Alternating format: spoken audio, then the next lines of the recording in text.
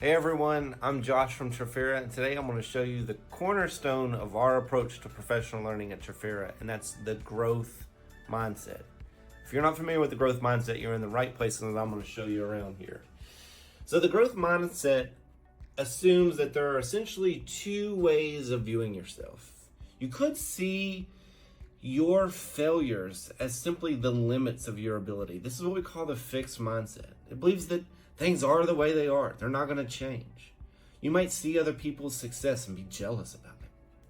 Or you could be in the growth mindset, and this is where we're working toward, where you see your failures, but you see them as really opportunities to grow. You see other people's success and you're inspired by it, and you look for chances to try new things.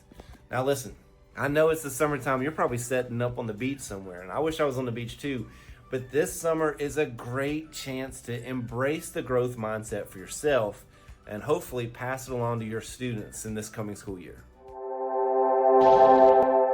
Hi friends, it's Lindsay, and I have a back to school tip for you Newline Q and Q Pro Series panel users.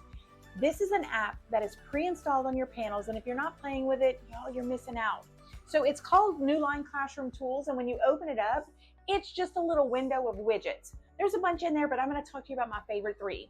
The first one is the traffic light, and it just turns on a traffic light. But what you can do is click the light, and it turns it on. So red may mean no talking, red may mean devices are put away, green means we are out on our devices, using them and ready to go. So traffic light, one of my favorites. Spotlight is another one that I love, and look what it does. It turns on a spotlight. So you can really make sure the students are focusing on the content that you want them to focus on. You can change the size, you can change the shape. It is easy to do and turn on, love it. And then the last one I really love is just the fun one, and it's called your curtain.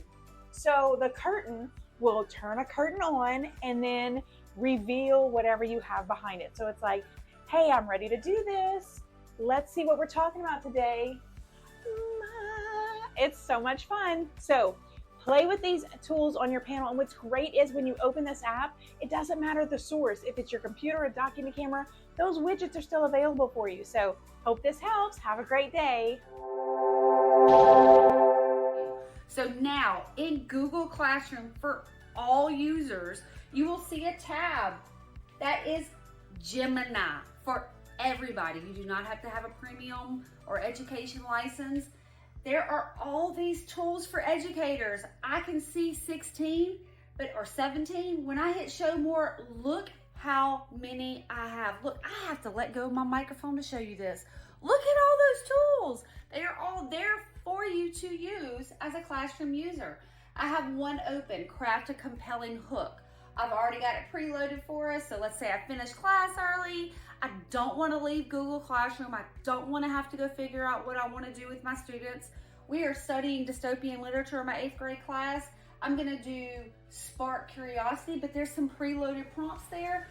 Generate, all without leaving Google Classroom. Watch this magic. It's doing all the things. Give it some magic, and look at what we got here. I can now have a little 5-10 minute activity or a conversation. Again, I did not leave Google Classroom. Check out Gemini tools in your classroom space. Do it.